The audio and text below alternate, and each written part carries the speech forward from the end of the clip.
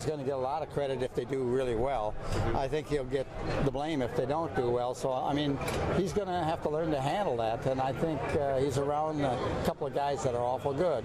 Now, I'm not saying that Kevin isn't good, but I think where maybe he got away with some stuff not playing defense on our team, I'm not sure that, how that's going to work in Cleveland. So I would guess that they're going to ask him to play more defense. And, and then he's foul prone. I think emotions are definitely running high right now, and as I said yesterday in my presser, is that I enjoyed my 6 years and forged some great relationships in my time in Minnesota, and for Glenn to say that, I just think that he should be focusing on the players that he just received. I mean, he has the first two of the first number one picks in the last two drafts, in Andrew Wiggins and Anthony Bennett. He has another guy that can really play in Thaddeus Young, and I think he got a lot from me. So I'd be focusing even more on that, and more than anything, I'm just excited to start my time here in Cleveland, get to work with my new teammates, and start with this new family here. All right. In short, Kevin Love saying politely, Glenn Taylor should focus on his team. That was Kevin Love on Mike and Mike this morning. Stephen A., I'll ask you this question: do you believe that Taylor's comments are fair or not fair? I don't think I think they're fair from the perspective of breaking down that Kevin Love is challenged defensively, but I think that's all that's fair about what he said. I think the fact that he would even elect to make those comments was beyond the pale. I think it was excessive. I think it was completely unnecessary and very, very childish on his part. And I think Kevin Love was incredibly classy and accurate and appropriate in what he pointed out. And I think the thing that I find amazing, Skip, is that it's amazing to me, whether it's LeBron with Dan Gilbert, whether it's Kevin Love now with Glenn Taylor, it's amazing to me that young men, just relatively removed from being kids for crying out loud, have to give lessons to grown men about how to act and how to conduct yourself and how to exhibit a level of class. Glenn Taylor is upset that Kevin Love didn't want to be in Minnesota any longer. Glenn Taylor is upset that Kevin Love decided to move on and thought that his chances of winning were in a better place.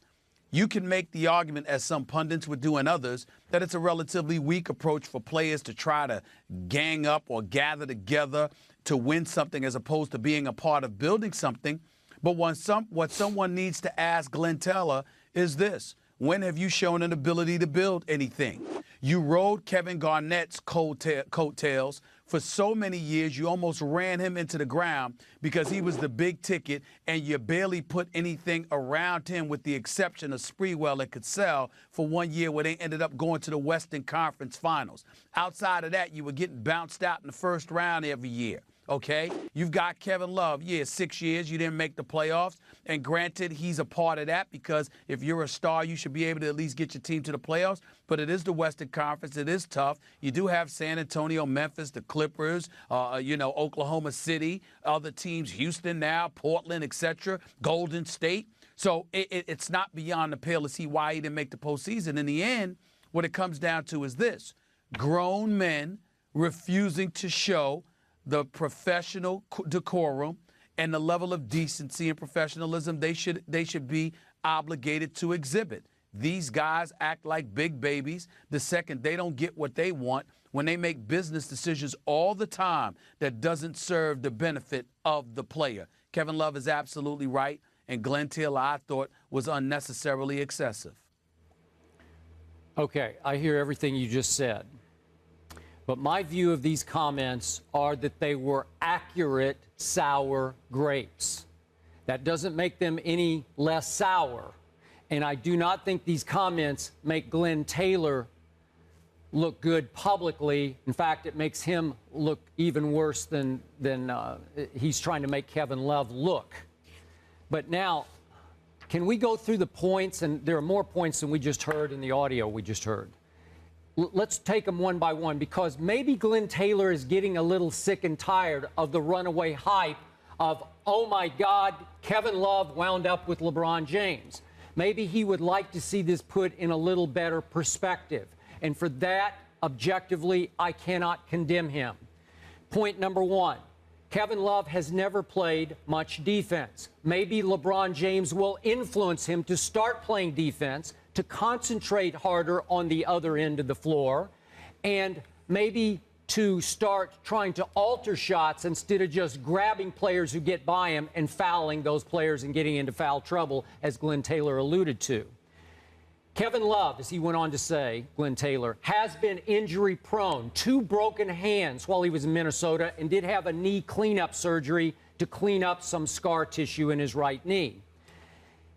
I do think, and again, Glenn Taylor went on to talk about this, that maybe Kevin Love is in for a little bit of a rude awakening in Cleveland, because he will be viewed, at least early on, to me, as the third wheel. He might get a little too much of the blame and not enough of the credit, alongside, obviously, LeBron James and Kyrie Irving. Now, that's the Chris Bosh syndrome. Maybe winning a couple of rings will make Kevin Love completely okay with being viewed as the third wheel. That remains to be seen. But finally, and a point I've made on the show that I think we need to deal with in this context, Kevin Love has never played in a single playoff game in 6 seasons. And he did talk yesterday in what he called his presser about how LeBron told him, now you got to get in shape to go the distance, to play into June, because Kevin Love has never had to play into June before. And I think he's going to experience pressure like he's never felt before in Quicken Loans Arena in a postseason basketball